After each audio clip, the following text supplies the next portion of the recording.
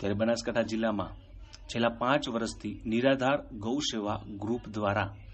અબોલ પશુઓની સાચા અર્થમાં સેવા કરવામાં આવી રહી છે। આ ગ્રુપ દ્વારા ઉનાળાના સમયમાં પાણી અને ખોરાકની શોધમાં આમ તેમ રખડતા અબોલ પશુઓને પાણી અને ખોરાક મળી રહે તે માટે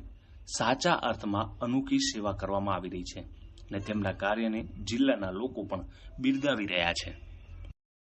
મારું નામ છે વસંતભાઈ દેસાઈ અને હું થરાદ તાલુકાના પાવડાસરનો વતની છું અને અમારું બનાસકાંઠામાં અલગ અલગ વિસ્તારમાં નિરાધાર ગૌસેવા નામનું એક ગ્રુપ છે, જેમાં અમે ગૌમાતા માટે અલગ અલગ ગામડાઓમાં જઈ અને નિરાધાર ગૌમાતાઓને લીલા ઘાસચારાનું સપ્લાય કરીએ છીએ। અને એ ગૌમાતાઓને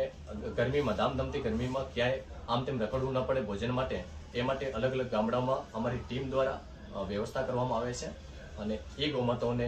ભોજન કરવામાં આવે છે। સાથે અલગ અલગ વિસ્તારની અંદર જ્યાં હાઈવે ઉપર ગૌમાતાઓ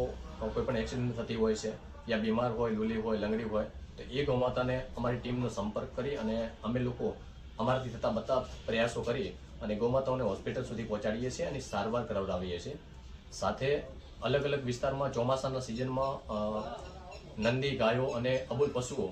જે મચ્છર કરડવાના લીધે હાઈવે ઉપર બેસતા હોય છે, તો એ ગૌમાતા અને નંદીઓના માટે અમે રેડિયમ બેલ્ટ લગાવવાના પણ અલગ અલગ કાર્યો કરેલા છે। સાથે અમને આ કાર્ય કરવાની પ્રેરણા એટલા માટે મળી છે કે અલગ અલગ ગામડાઓમાં અમે જઈએ છીએ, જોઈએ છીએ તો ઉનાળામાં એ ગૌમાતાઓને ભોજન કરવા માટે આમ તેમ ભટકવું પડે છે અને હજારો અને લાખોની સંખ્યામાં એને દંડા ખાવા પડે છે। એટલે આ ન થાય એના માટે અમે લોકો અલગ અલગ ગામડામાં જઈ અને એ ગૌમાતાઓ અને નંદીઓ માટે લીલા ઘાસચારાની વ્યવસ્થા કરીએ, જેથી કરીને એ સાયડામાં પોતાનું ભોજન કરી અને ત્યાં જ બેસી રહે છે અને ત્યાં જ પોતાનું જીવન નિર્વાહ કરે છે। આ કાર્ય અમે શરૂઆત અમારા પોતાના ગામમાંથી જ કરી હતી। શરૂઆતની અંદર અમને લાગ્યું કે અત્યારે ગાયોને ખરેખર ખૂબ જ ગરમીમાં તકલીફ હોય છે,